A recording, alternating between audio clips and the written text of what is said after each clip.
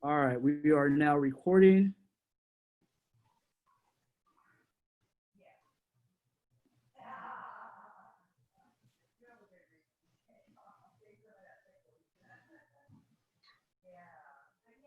All right, well, I want to welcome everybody back to Let's Make the Call. Again, this week we're doing tactical fouls.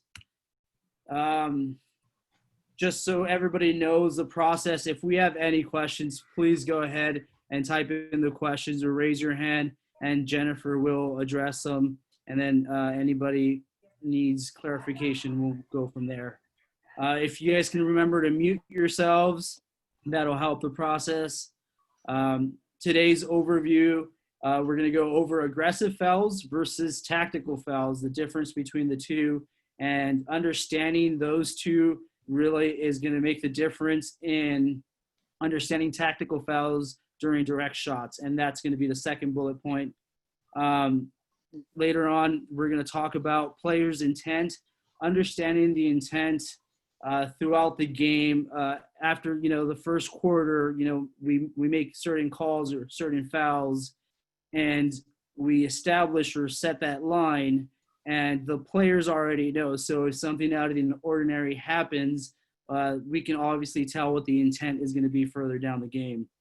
And then at the end, we're just going to go over clips to emphasize what we talked about. Again, if you guys have any questions we should talk about, please address those questions when we're going over the slides. The clips, it's only 4 clips, so that section is going to go pretty quick. Let's get started. All right, so over-aggressive fouls. Over-aggressive fouls aren't automatically a tactical foul. We got to understand that in over-aggressive fouls, players sometimes swing up to the defender and they forget to hit the brakes and maybe go over or over-aggressively reach over the ball. That wasn't part of the intent of the tactic. That was just an over-aggressive, not knowing how to control the physicality of the player going towards the ball. I think that is definitely key in understanding that an over-aggressive foul could be a two-hand dunk. The key to determining between a tactical foul and an over-aggressive foul is the intent of the defender. To hold, sink, or pull could sometimes be just part of the player being tired, so they're just holding the player and maybe even sinking. That is not a tactical foul. That's just an over-aggressive foul or a simple foul. Again, in the third bullet point, holding, sinking, or pulling a player doesn't automatically make an over-aggressive foul a tactical foul. In order for it to be a tactical foul, the intent to gain an advantage while fouling is key to understanding the tactical foul. If the player sees that the 2 meter is beat and is trying to prevent the ball from going over there and is holding and sinking, he's obviously holding the player to not allow the player to release for the ball. So the intent, I believe that's a tactical foul, and that needs to be an exclusion. Do we have any questions on that so far?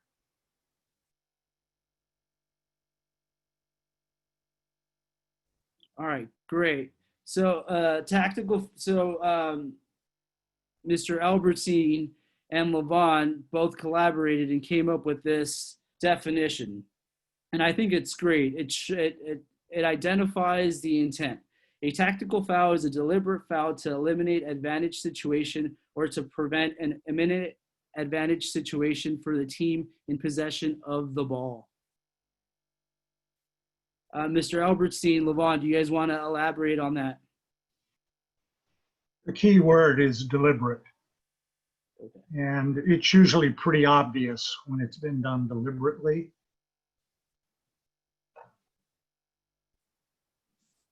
Yeah, and if I could add, Chris, so bullet number 4, intent, I would say a little bit different. So the intent would be to, like how you have in bullet 5, is to prevent or eliminate or prevent an advantage situation. technically we try to refrain from saying that the defense gains an advantage by doing something, because if you don't have the ball, you don't have really any kind of advantage. Okay. But yeah, so that's why we chose the wording in point 5. So just a little little variation that I wanted to throw out there. But yeah, Dave is absolutely right. It's about deliberate intent of the actions of the defender. Levon, do you want to touch a little bit on over-aggressive fouls on the perimeter, on how defenders sometimes, on how the intent isn't there, it's just maybe not having control of your body or not knowing how strong you are sometimes? Right, and I think that there are many times where an over-aggressive foul is linked to a tactical foul, right? I think the easiest example we can use, and I think you have a video that you're going to show, is let's say the ball swings to one side or the other, down to a deep wing, and you'll hear a coach say foul, foul, foul, and the guy comes up, swims, and he's trying to do a tactical foul to stop an entry pass, but then he just goes overboard, like you said. He fails to pump the brakes, and next thing you know, it is a tactical slash over-aggressive foul. But to your point, absolutely, not every over-aggressive foul is a tactical foul, and not every tactical foul is an over-aggressive foul. So Yeah, so for that, I believe that in the past, setting that line in the first quarter of what a foul is, and then by the second quarter on both ends, you pretty much know how each player goes and fouls in each situation. So by the third and fourth quarter, if there's an extra off where, they take an extra stroke and that person has fouled repeatedly and has committed the same foul, and on this one decides to foul, go after the ball, take a stroke, and then push the foul, well, the intent is there. So these are some of the things that we need to keep in mind throughout the game when the game is progressing. Again, I've watched like maybe 10, 15 hours of breaking down footage to find tactical fouls, and I didn't find too many. So everybody needs to be aware that tactical fouls do happen, but they don't happen as much as we would think they would do. What do you think about that, Levon? absolutely. And so the same thing with over-aggressive fouls. Interference is the same thing, right? So can a player interfere with a taking of a direct shot or taking of a free throw, and it's just an interference and not necessarily a tactical foul? Absolutely. But can it be the same? Can it be a tactical foul and an interference? That's what they're trying to do. Absolutely. So we're going to talk about like the details as we're going forward. But yeah, just wanted to put that out there. Awesome. So before we move forward to the next subject, does anybody have any questions, comments on this clarification that they need? Roger, Keith, did you have your hand up? Yes, I did. Thank you, Jennifer. My question is, how do you signal the difference between an aggressive foul and a tactical foul so the coach understands? Luan, you want to take this? Yeah, there is no signal. If you do call an exclusion foul, you make the gesture of what they did. So if it's they come over the top and they foul a little heavier so they can stop the entry pass into 2 meters, you'll exclude and you'll go, hey, no, you went a little too much overboard. So you would just do the signal of the action that they committed. There isn't really a per se just one specific gesture to signal tactical versus an over aggressive. Thanks. Justin Link had a question in the chat. Justin, do you want to ask your question? Sorry, yeah. So I just want to be clear. If the ball swings from the 4-5 side to the 1-2 side and a coach yells foul, foul, foul, and the player fouls the wing to prevent an entry pass into 2 meters, so it's a tactical foul, but not over aggressive, is that just a regular foul or is that an exclusion? I just want to make sure I understand. Has to be exclusion. Okay, just wanted to check. Well, it depends. It depends on the nature of the foul, right? So if the ball swings, is a player able to foul and that foul doesn't take away any kind of advantage or the opportunity for that player to continue that advantage. So let's say they took the foul and they're easily able to now pass the ball inside of 2 meters.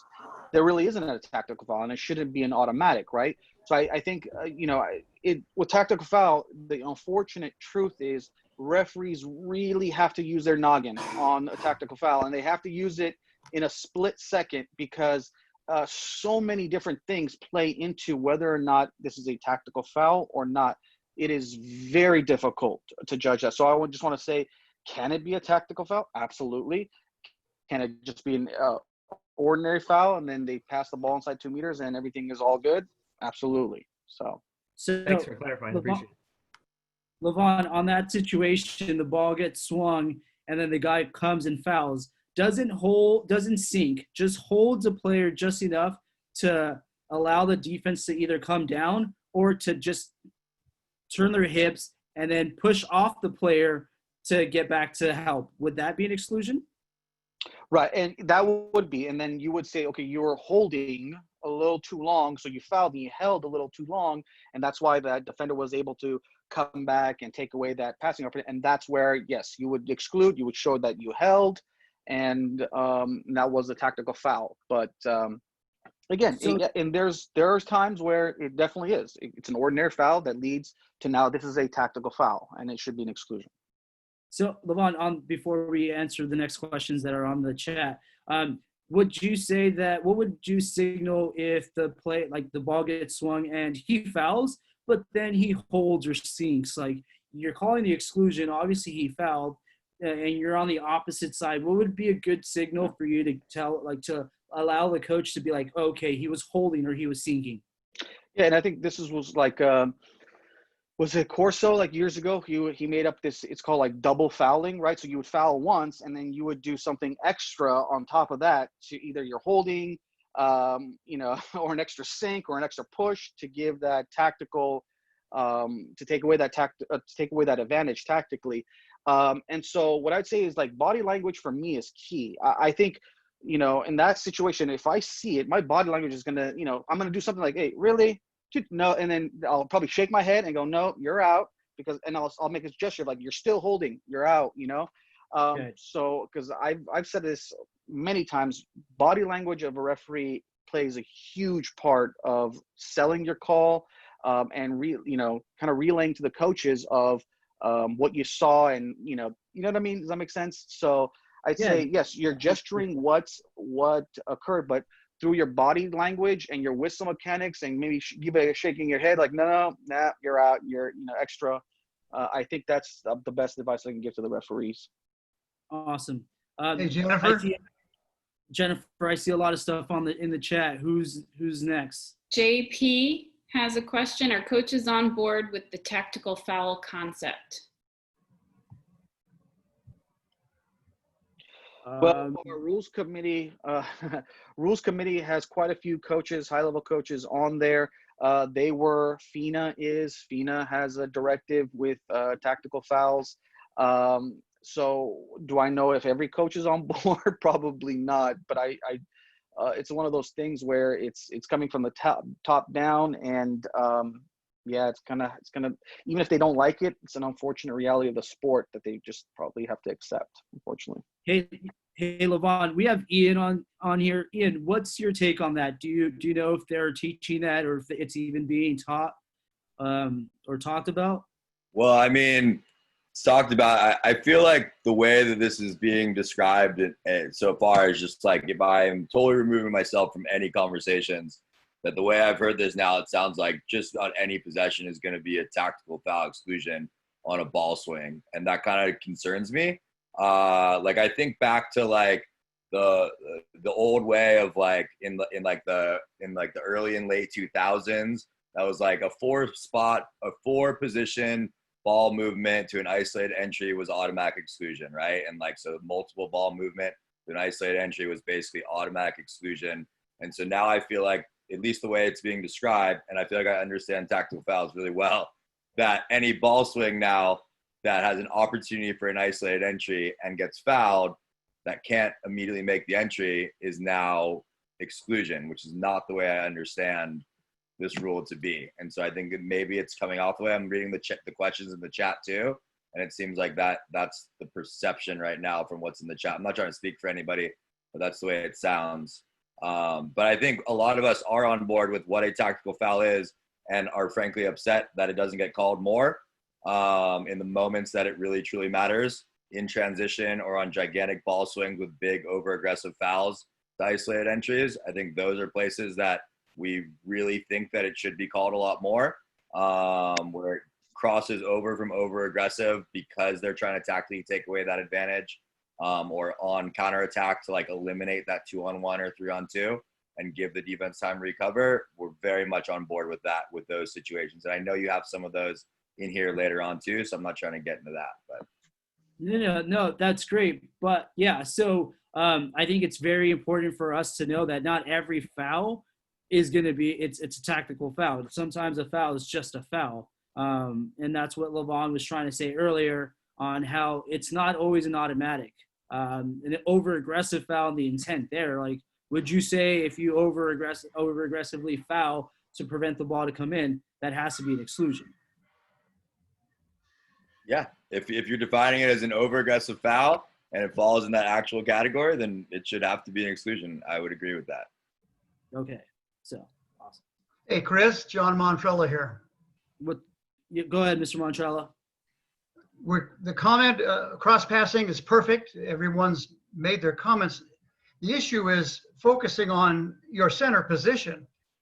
If there's a clear positive set and the entry pass is prevented from that positive position, now you're going to exclude.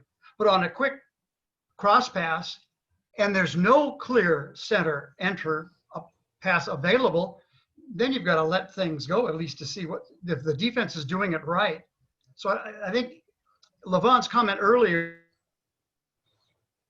the play is unfolding, is a perfect assessment. I think Pete, a few other people said it right. The question is it automatic, and what are they? What's your result? So I think focusing on the passing sequence as well as the center position is very important. No, that's a great point, and that was something that we wanted to clarify, that not everything is always automatic. If there's no clear racial advantage, if there's no advantage where the next play is putting the ball into 2 meters, if there's other steps that need to go where the 2 meter has to still disengage because they're holding, there's still other steps that need to go around, and the referee needs to understand that those things still need to happen before the entry pass is going to go in to have a clear advantage. Would you say that?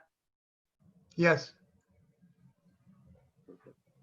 Hey, Chris, yeah, I agree, John, absolutely. And just to take a little bit further, I think, okay, if the ball swings, right, and if the defender fouls like a normal, ordinary foul, then there's no reason why the player wouldn't be able to pick up the ball and pass it into 2 meters and the play continues, right?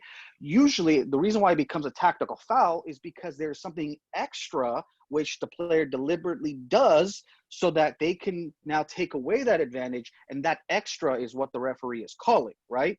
So again, that's why it's just so difficult for referees to call a tactical foul, because they really have to focus in on the intent and the deliberate nature of, a lot of times it's that extra, right? Or that extra heaviness that doesn't allow that pass to go into 2 meters. So again, just to button it up, not an automatic. So the referee has to really focus on, did they deliberately commit a tactical foul that did not allow that pass to go and create an advantage situation? Well said. Hopefully that. For all but the last minute of the game, you're going to call this the same as you always did. You're going to call an exclusion if the foul is over-aggressive.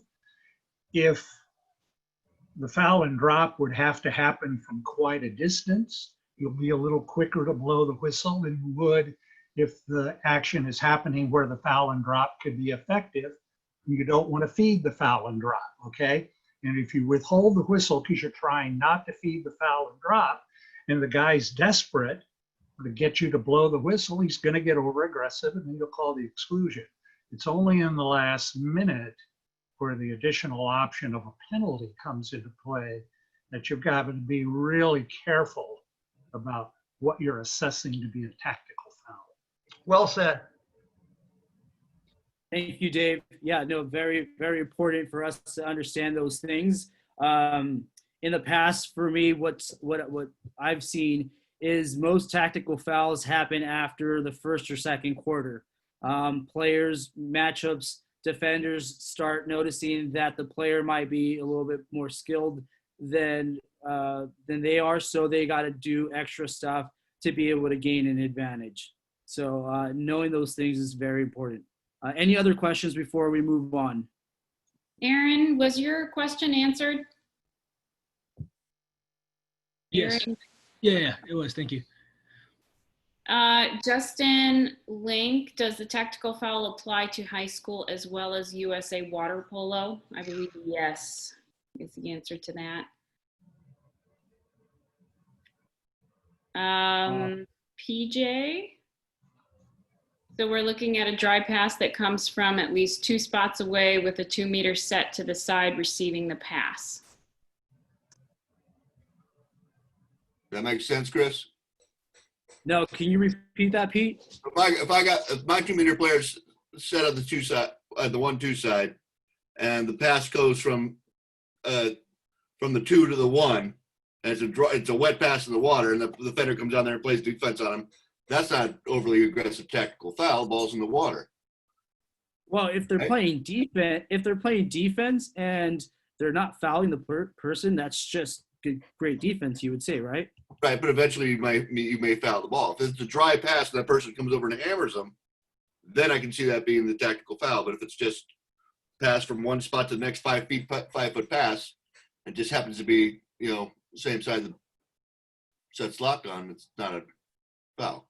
Yeah, so I think where the tactical foul would be is if the defender's showing hands and then grabs and is holding the defender and preventing them from receiving the ball, then Right. that could fall under a tactical foul, yes. Okay. All right, awesome. Thanks, Pete. Any other questions or comments? Big Jim was curious as the definition as hammer, and I believe that's kind of a chopping motion, correct? Yeah, so there's no Dave Albertstein. Do we have a definition on that in our glossary of hammering? There's not going to be a definition of that. Okay. You'll know it when you see it. That great answer.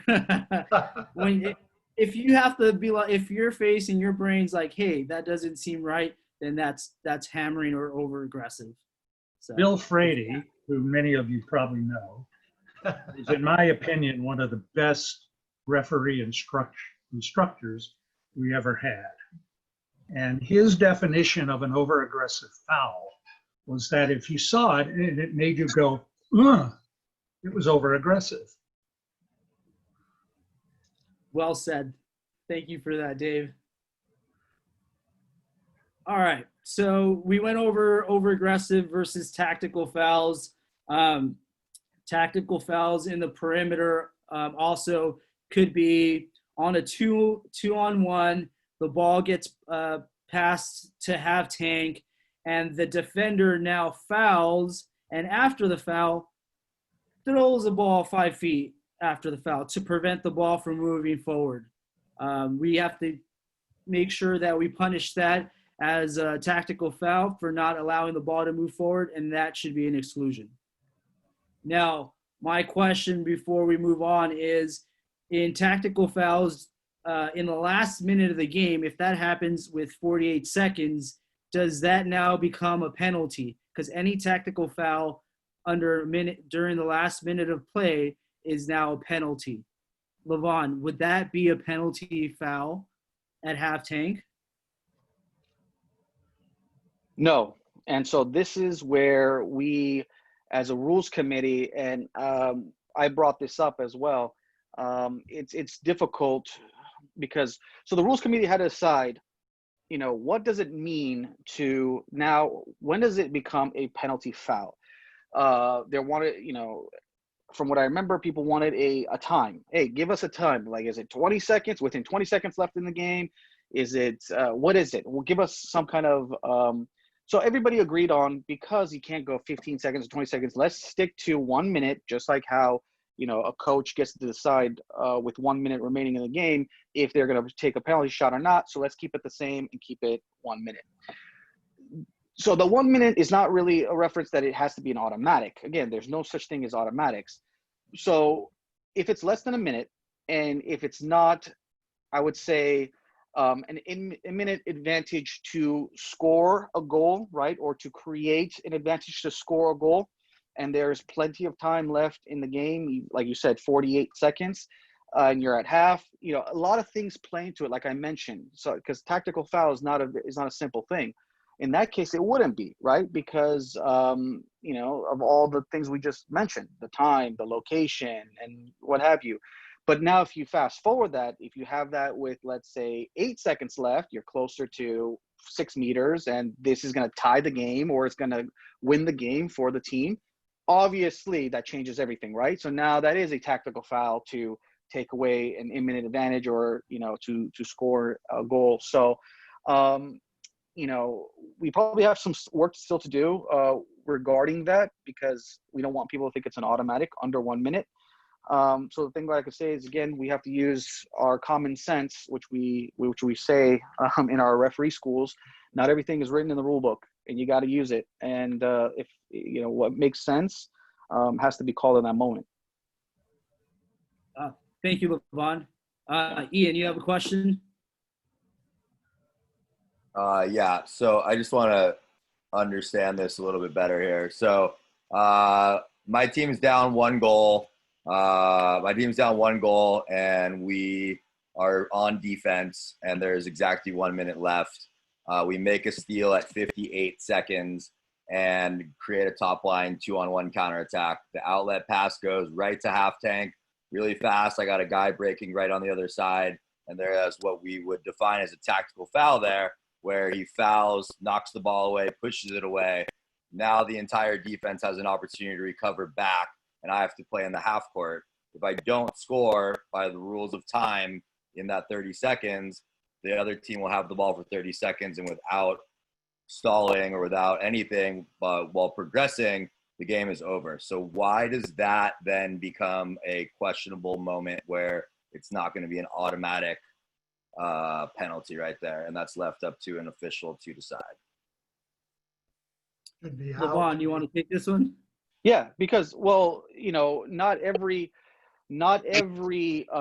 situation with less than a minute is an imminent advantage situation. In the case where you mentioned, Ian, you absolutely have an imminent advantage situation, right? You have a 2-on-1, a guy comes out, fouls hard, and you know that if they pass the ball to that guy who's open, who's going to go straight to the cage and score a goal, if you're under a minute, then that should be a penalty. That should be clear. So whether that guy gets the ball, tosses it to the other side of the pool, whether that guy flips it 5 feet, now everybody covers, that was clear, right? And so, but, you know, I can give you, let's say if I think about it right now, I could probably give you another example that's not so clear as the one that you gave me, that a penalty would be a harsh penalty, and it would not fit into the definition of what a tactical foul would be to stop an imminent advantage or eliminate an imminent advantage situation, right? So again, we still have some work to do, again, like I mentioned in this for this rule, but I just wanted people to know that not every foul is automatic. The one you mentioned, absolutely, but not every foul. And it isn't the fact that that player got fouled off of the outlet that in and of itself makes it tactical. It's what happens with the ball afterwards. Does that defender throw in a little extra by moving the ball to give his teammates time to get back on defense? That's the tactical element. Technically, it's interference with the free throw, but it's done in a tactical way to eliminate the advantage situation. And that's what makes it a tactical foul. Dave, last week we talked about this, where the ball must be moved in order for it to be a tactical foul, where in most over-aggressive fouls, ball is never moved, correct? It's true that most over-aggressive fouls don't necessarily result in movement of the ball. The movement of the ball is a key element in assessing whether it was a tactical foul. Thank you, Dave. If Very you're well looking said. for something automatic, one thing I've learned over the years, there's very little, if anything, in water polo that's automatic. Yes. Very well put. Jennifer, do we have any more questions in the chat? Buddy just asked, so it still has to lead to a probable goal. Correct. Yes.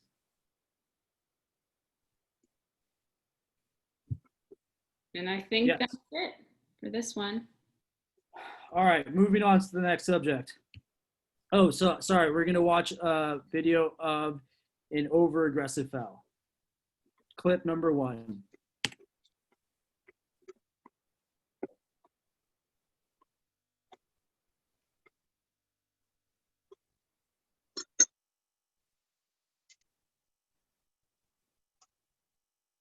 So we're gonna see that one more time. You can see the referee there wearing a hat. I believe that is Levon making that motion after the foul of the guy hammering down. Nice job, Levon. All right. Any questions on the video we just saw?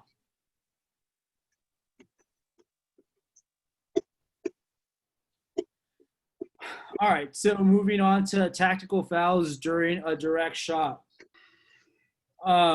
Key elements, knocking the ball inside 6 meters, or knocking the ball further away from the goal, or just clear throwing the ball away.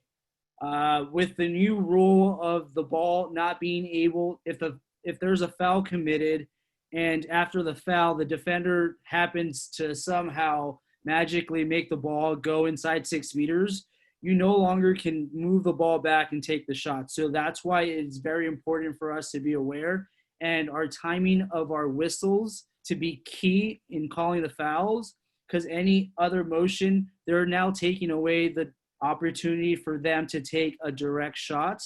I think that is the key in describing tactical fouls during a direct shot. The rule says if a player on defense commits an ordinary foul outside 6 meters and does one of the following, but not limited to as a tactical foul, to prevent the player from shooting a direct shot. And if the tactical foul is committed in the final minute of the game to prevent a goal, it is a penalty foul. A tactical foul sometimes in the perimeter outside 6 meters, an over-aggressive foul, after they commit the foul in an over-aggressive foul, if they're still outside 6 meters, the key is the player on offense can still pick up the ball and shoot it or get it live and attacked. So they still have that extra option. By moving the ball, you're eliminating the action or the possibility of taking that shot. So those were some of the key elements that we have. Who has the first question or comment on this?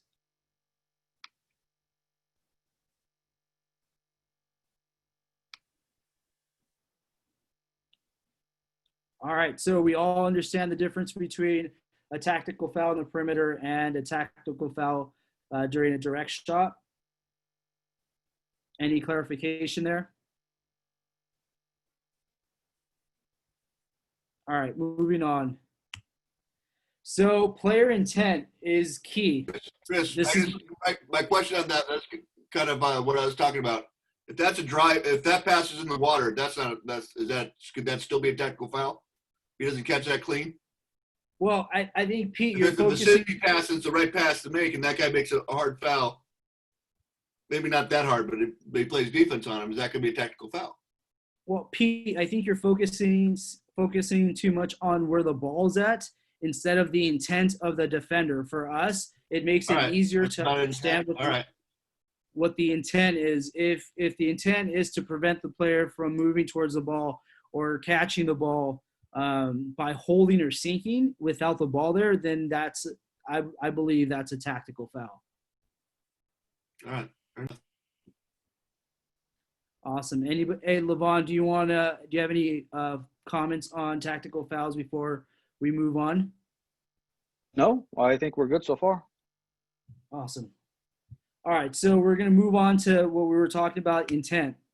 The player's intent. Again, setting a line of what a foul is will help identify a tactical foul.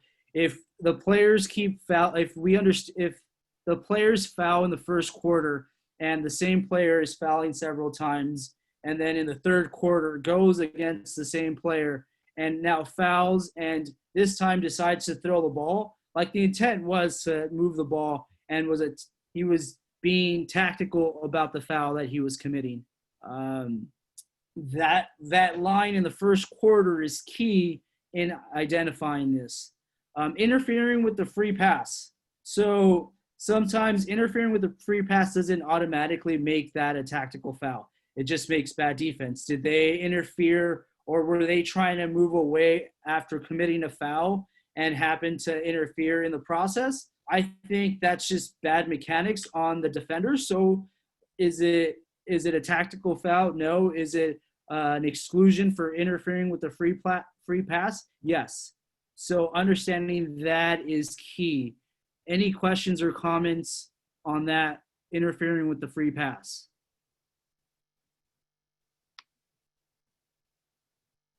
Levon, any comments on interfering with the free pass? Do you feel like this is definitely not an automatic every time, correct? 100%. I think that's what we have to get people, referees to understand, is that you can still interfere like you normally would at any point of the game, and it's just a normal interference. And again, we have to judge intent when it comes to that player. Yep.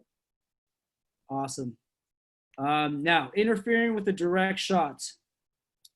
In this process, if the defender happens to foul, the player is going to take a direct shot and is now backing up and then puts their hand up and now follows through on the shot block. Well, what's the intent there? Were they trying to prevent them from shooting? No, because they clearly moved a meter away to be able to show like, hey, I'm going to contest this. Now, bad mechanics by moving forward? Absolutely. Did they interfere? Yes. That now becomes an exclusion for interfering with the pass. Now, if the player decides to foul outside and then the player's about to come up to shoot the ball and he just bear hugs them, the intent there is to prevent the player from shooting the ball. So then that becomes a tactical foul. And if that happens in, the last couple seconds or last minute, possible penalty. Any questions or comments on that? If you go back to the definition that's on an earlier slide, again, the key word here is deliberate. It's usually going to be something pretty extraordinary outside of what you would normally see associated with those types of situations. Thank you, Dave. The videos will show you some real obvious examples. Yeah, no. Again, it was very difficult to find video with clear, deliberate intent. The difference between, like you said, deliberate intent and interfering, you see that all the time. And again, it's just bad mechanics, bad defense, or bad fundamentals. Person got tired and decided to put their hips down and to move forward. So we all need to be aware and understand that. So interfering with the play to prevent advancement to move the ball forward. Chris? Yes. Sorry. When it comes back to that direct shot real quick, are you talking about, are you there? Can you hear me? Sorry, I'm at an airport, so part of the bad noise. On the direct shot, are you talking about after, he puts it in play real quick to go shoot the ball and he's being tackled? Or is it, the foul, the immediate direct shot? Because if he's still interfering under the rules, that's still an exclusion. I mean, yes, it is a tactical foul that he's doing it, but under the rules, interfering with a free throw, interfering with a direct shot, interfering with play is still an exclusion in the rule book.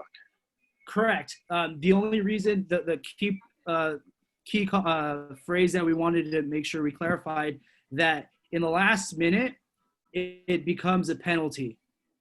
Okay. Okay. Yeah. So that's very important. Interfering and, like Dave said, deliberate intent to prevent the guy from taking a shot. Say it's just hugging him or grabbing the ball and just chucking it. So now they no longer have the possibility of bringing the ball. Then that has to be penalty. Okay. Yeah, that makes sense then. Okay. Awesome. Thank you. That's a great question though, buddy. Safe travels, man. Levon, I had somebody ask me this question. So in the last minute, if they do decide and deliberately grab the guy and prevent him from taking a shot, or grab the ball and chuck it across to the other side, besides that being a penalty, could that be a red card? No, red card shouldn't. And I want to say this as clearly as possible because we keep saying it. A red card should not be the first time that a referee issues behavior for a player in the water. Never. It's either a misconduct first, brutality, one of those two. After the fact, after it's one of those two, the player refuses to leave the water or continues to be disrespectful, that's when you issue the red card. So a red card should never be the first thing that you go to for player behavior in the water. So question, for that deliberate intent, could it be penalty and then misconduct? Sure, you can do both. You can do a penalty, you can do a misconduct penalty, and I think Ian's on here as well. My last one, I just had this. I think this last high school season where I think it was Ian's defender, 2-meter player, got turned inside water, just took out the center, and they're supposed to, right? They didn't want to let the goal happen, so it ended up being a misconduct and a penalty all at the same time. So can it be both? Absolutely. So it happens, you know. Thanks, Levon. Yeah, and if just real quick, I want to bring another example that necessarily doesn't have to be like a grabbing of a player or chucking the ball. A great example was this last JO's 2019. Selena, one of our referees here in Southern California, she was reffing. I forgot where it was, what age group it was, but I think it was like a 1-goal game, tie game, whatever. A few seconds left in the game. The ball it swings near the 5. The player fouls, and you could tell the buzzer is about to go off. So the player picks up the ball to shoot. The player, right after they fouled, as the player went up, they clobbered him again. They didn't two-hand him, but they clearly interfered, and the ball, they couldn't get the shot off. They fumbled the ball. Buzzer went out, and she called the penalty while that was going on. So it was clear to her, even though there wasn't a grab or it wasn't a chuck of the ball, that this person deliberately did that foul so they could not shoot, could not score, and then they would win the game. So, and she correctly called it a penalty. So just another example. Nice. It'd be awesome to get some footage of that one, Levon. I wish I had that one. Awesome. All right, thanks. Jennifer, any other questions on the chat before we start watching some video? The question is, Levon, did the evaluator correctly evaluate that call? And were you the evaluator? Yeah, I wasn't the evaluator. I wasn't there. And I'm trying to think if the only person who would be there would be Dave. And I don't know if Dave was. Were you there, Dave? I wish I had been, but no. Okay, man. All right. Not seeing any other questions. Thanks, Jennifer. All right, so let's go ahead and start watching some of these clips and discuss. So in clip number 2, on this one, let's watch what the Chris, intent of. Yes. Chris, let me introduce these a little bit, okay? I set you onto these clips. This is from the gold medal game in the London Olympics between Croatia and Italy. I think we have 2 or 3 clips from that game. Croatia was up at the end of the game by a couple of goals, I think. And for the last minute, a little more than a minute of the game, they just kept fouling on the perimeter and chucking the ball away. And of course, it's an exclusion, but it wasn't a penalty then. And this game and that tactic, I think, is what set people thinking about the need for some kind of rule to discourage that kind of behavior at the end of the game. I mean, gold medal game, it's on television all over the world. It looked really bad for the sport. And in FINA, presentation, how things look, is a big deal. And the discussions of that situation ultimately led to the rule we're talking about today.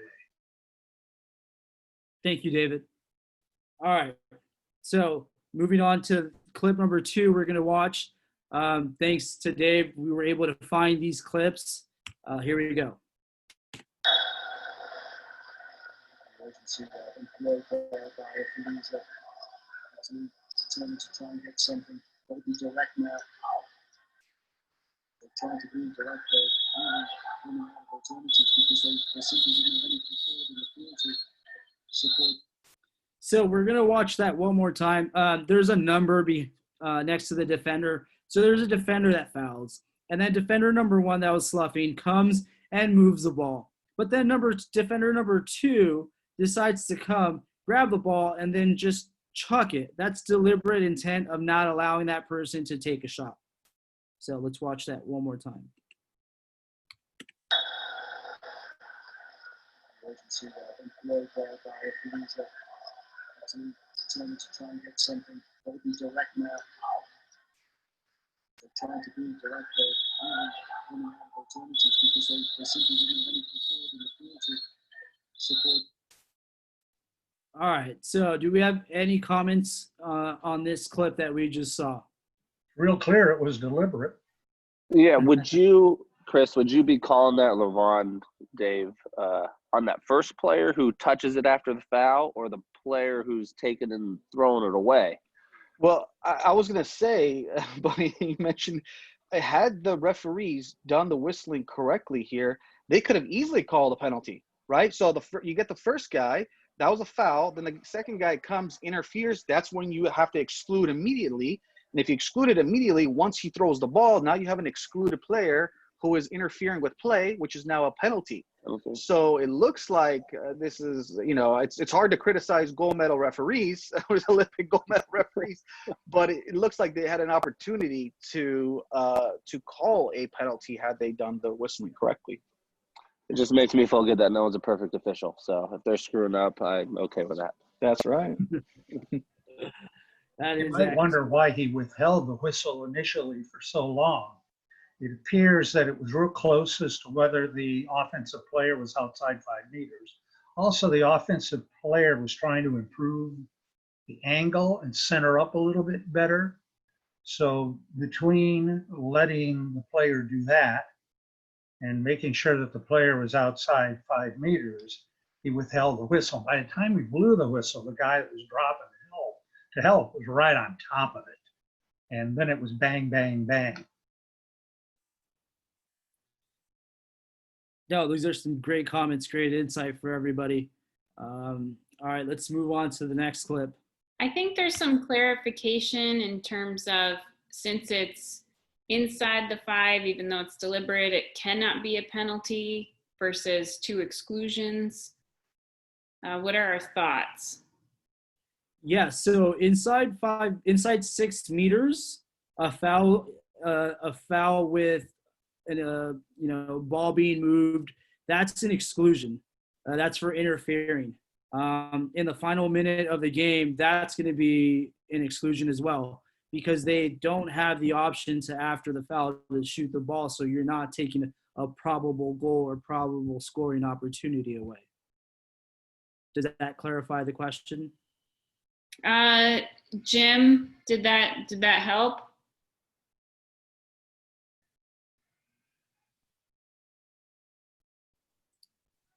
All right, Alan, I see you have your hand up. Yeah, I just took another quick look at the clip, and in that setup, they actually had a green line, a light on the bottom of the pool, and you could see that the player was outside 5 meters. And while the whistle might not have been as sharp in repeating, I do think he actually called an exclusion on the sloughing defender when he pulled it completely underwater. So I think there was an exclusion whistle before the ball was even thrown away, which would make it a penalty under any rules on interfering after an exclusion. But anyway, I think that would have rolled last year or the year before or the year before. Yeah, that was 2012. So yeah, that's great insight on that, Ellen. You know, when we've all been there in big games when we're officiating a game, and so much pressure, and we make one call and we're still processing that call, and 3 other calls happen with that. You know, sometimes we get stuck just watching. So, and that's definitely the big stage. So, all right. So in clip number 3, watch clear intent of defender throwing the ball further away to prevent the direct shot.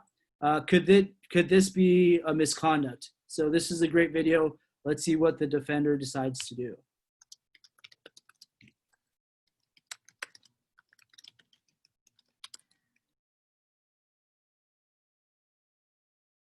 You know, it's 8-5. There's 4 seconds left.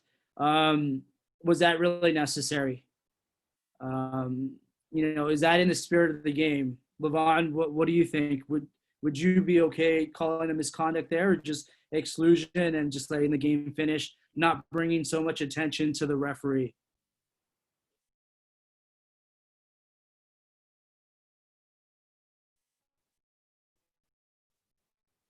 All right. So, Levon, are you still there? We're going to watch this one more time. At any time. DSA regulation.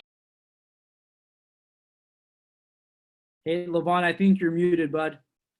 I am. Sorry about that. Can you ask your question? Sorry.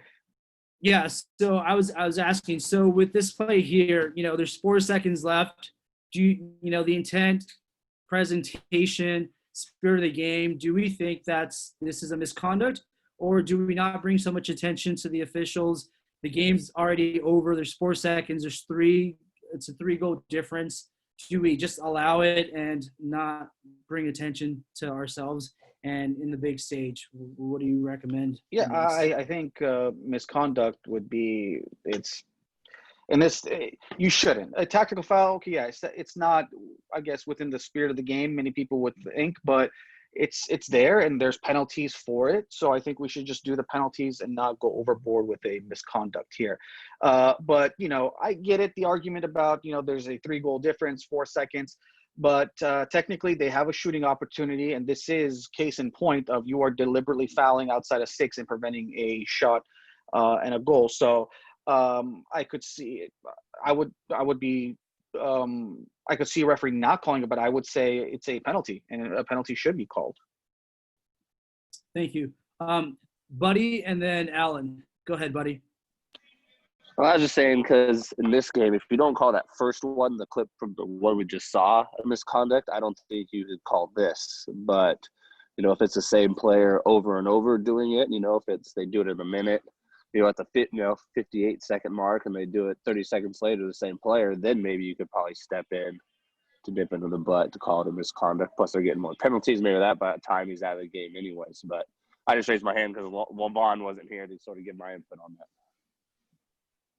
Yeah, nice point, Buddy. Thanks. Alan?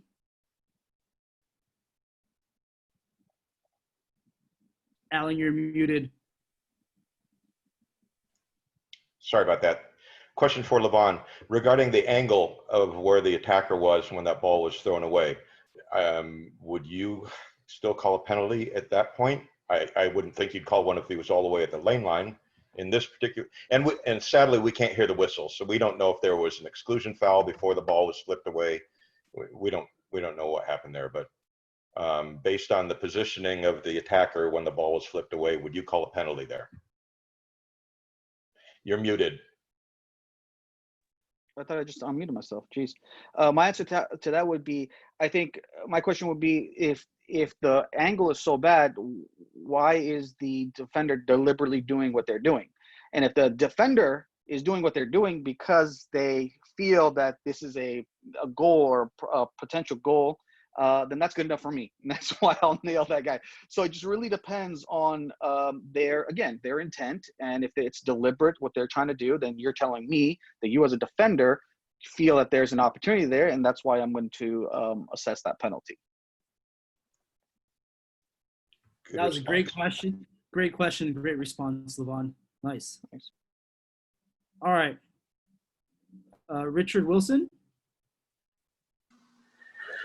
So on a play like that, you still have the game at 8-5, and to put a penalty throw in, that wouldn't hurt the outcome of the game with 4 seconds left in the game. So I feel that's referee discretion. You could easily have a penalty throw there because it's not going to impact the game and won't make the news the next day, especially at the higher level games. What are your thoughts on that type of philosophy? Because are you saying not to call it? Well, just I mean, because? Alan talked about the angle of the shot, right? Because with 4 seconds left in the game, there's got to be a shot coming because because maybe they want to score, right? So basically, I'm thinking that you should honor that because the rules now dictate that there should be a penalty throw there. Correct? No, 100%, and that's what the whole intent of today was, to make sure that we understand that the intent there was to prevent a shot. So in the final minute, that has to be penalty. That was a clear, deliberate intent of not allowing the person to take their shot. So. Correct, because there wouldn't be a tactical foul like that with 4 seconds left in the game in like an 8-7 game. So because they're just trying to foul to keep them from shooting, but not impacting the game. The type of fouls we're talking about. Well, in the next video, we'll go ahead and assume the score is 8-7, and then we can talk about. I think in the next video, let's say the score is 8-7. And there's going to be 2 seconds left, and then the game's over. So I think that's where the rule needs to be applied. Absolutely. I'm with you on that.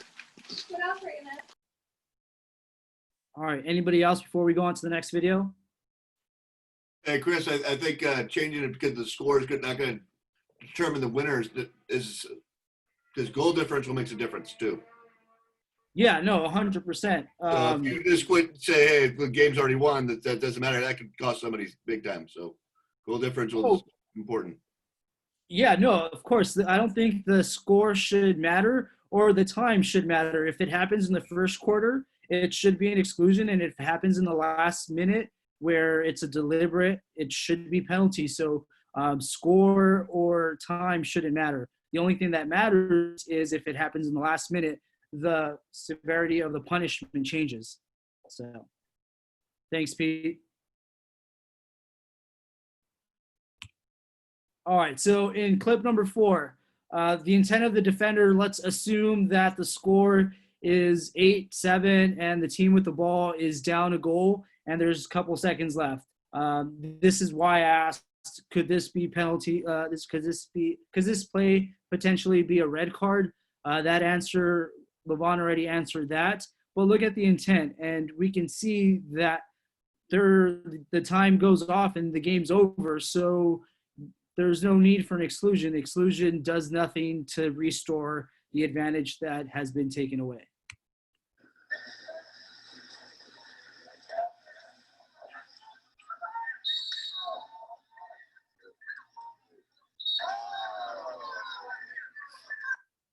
So if the video played out a couple more seconds, the game's over after that. So even though they did earn the exclusion, they don't get a direct shot from 5 meters, inside the post. So that's a perfect opportunity where the penalty should have been called. This video is from a couple years ago, so I don't think the rule for a tactical foul during a direct shot existed. So let's watch that one more time, and then we can talk about this clip.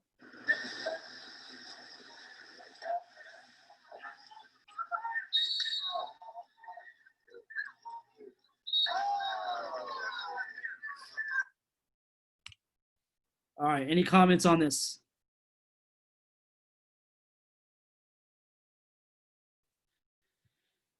All right, well, hey, I want to thank you guys all for joining us. It was a great session. I apologize for taking so long, but clarification on a tactical foul took a while. We're going to take a break after this, and in a couple of weeks, we'll start up again. hopefully we can get some video for age group and start this process at the younger level. Thank you guys so much for joining. Thank you, Jennifer. Thank you, Dave, Levon, Alan, Thank you, John Chris. Montrella, everybody that was in here. It was a great process. So thank you guys so much for it. Thanks, Chris. Thanks, LeVon. Thanks, Chris. Thank you, Chris. Thanks. Thanks, Chris. Yep. Levon, it's always good to see you, buddy. Thank you, Chris. Pete, take care of yourself. Is that the Commerce Secretary behind you? Yeah, that is. Hey, so because of my teaching, I've had to learn Zoom a lot. And I think, are you pressing the little check boxes when you share your screen to optimize for video sharing?